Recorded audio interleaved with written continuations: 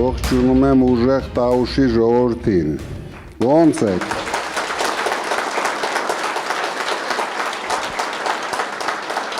Դուք ապրում եք ինձ թվում է աշխարհի ամենահիասքանչ բնության մեջ։ Նույնիսկ շվեյցարացի կարող են երազել ապրել Իջևանում, Դիլիջանում, Նոյեմբերյանում ու ընդհանրապես ամբողջ Տաուշը բոլորս գիտենք մեր հայրենիքի ամենագեղեցիկ բնություն ունեցող շրջաններն են։ Բացի դրանից ամենալավ կլիմա ունեցող շրջաններն են։ Բայց դուք կարող եք զարմանալ, Շիրակի մարզից հետո Տաուշը ամենաաղքատ մարզն է։ Ես հասկանում եմ Փաշինյանը ձեր զեմլյակն է, բայց շատ անհաջող, չստացված, մեր հայրենիքին շատ վնասներ տված ու շարունակում է վնասները տալ, գոնե մի պահ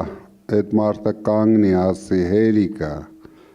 ամեն օր վնասներ է բերում մեր հայրենիքին, գիտեք ինչն է ահավոր, որ մարդը մի թեթև հնարավորություն, որ ունենում է, առաջին հերթին մտածում է իր ծննդավայրում հետք թողել։ Այդ մարդը երևի հետք հասկացել էր գյուղերում մի քանի մետր ասֆալտ աներ, դրանով խապի ժողովրդին, չհասկանալով, որ ամենաշատը 3 տարի հետո այդ ասֆալտը այդ գյուղացիների համար գլխացավանք է դառնալու։ Հեն էլ իր անորակ ասֆալտը հեսա քանդվելու է ու գյուղացիները սկսելու են առնչվել այդ խնդիրների հետ, իրենց մեքենաները ջարդելով գնալու են գան։ Գոնե լավ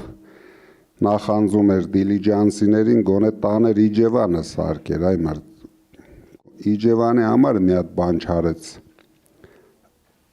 Անսովոր վատ ցուցանիշներ ունեք,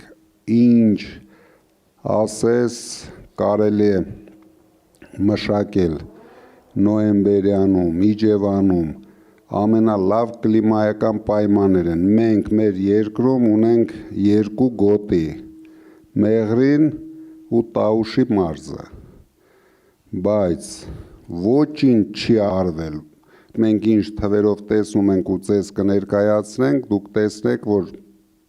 դուք 8 տարի անտեսված եք եղել, ձեր զեմլյակի կողմից, կարող եմ ասել մեր զեմլյակի կողմից, որ ասում է, վատը նա է, որ ինքը մեր զեմլյակն էլ է, դուք գիտեք մայրական կողմն էլ է Տաուշի մարզից, այսինքն Իջևանից, ինչի համար մենք շատ հպարտ ենք, բայց Փաշինյանի համար ընդհանրապես հպարտ չենք։ Համաձայն ենք, որ մենք ունենք այդպիսի հայրենակից, ով շատ փորձանքներ բերեց մեր երկրի գլխին, ինքը պատմության մեջ կմնա, որպես մեր հայրենիքը փոքրացրած ղեկավար։ Դուք գիտեք, որ Արցախը շատ էր նման Տաուշի մարզին և վստահ եմ Տաուշում ապրող մարդկանցից շատերը Ղարաբաղից եկածներն են ու Իջևանում վստահ եմ, բայց դա ոչինչ չի նշանակում, մենք միասին ոտքի ենք կանգնել, առաջին հերթին ուզում եմ ձեզնից շնորհակալություն հայտնել, որ դուք մեր կողքին եք, մեր դաշինքի կողքին եք, իմ կողքին եք, ես դա երբեք չեմ մոռանալու, միասին պայքարում ենք, միասին կարելի ասել պատերազմում ենք, որտեղ այս ընտրական պայքարը այս մարդը վերածել է պատերազմի, բացարձակ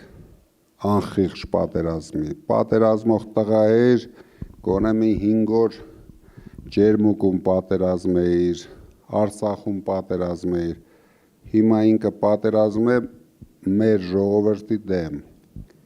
ով հասկանում է իր արածները, ով դեմ է իր արածներին, միանգամից դուք տեսնում եք ինչ է անում, բայց ինչ կան ինքը անում է, մենք այդ կան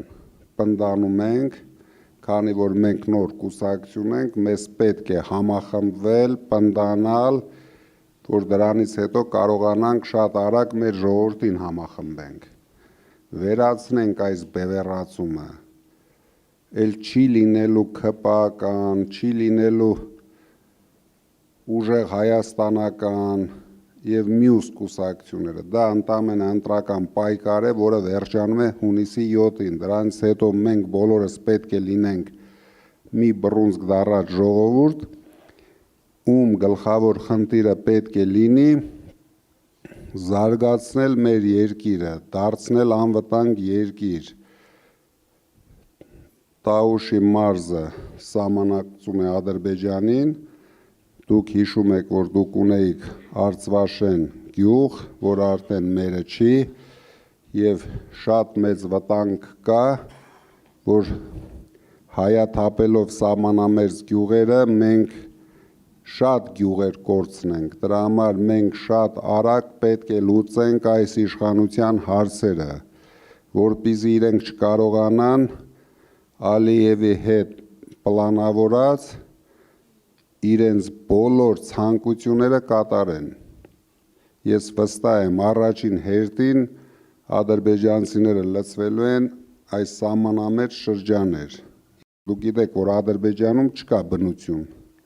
Ադրբեջանի ամենալավ բնությունը դա մեր թողած Շահումյանի շրջաններ, հիմա արդեն Արցախը նվիրեցինք իրենց և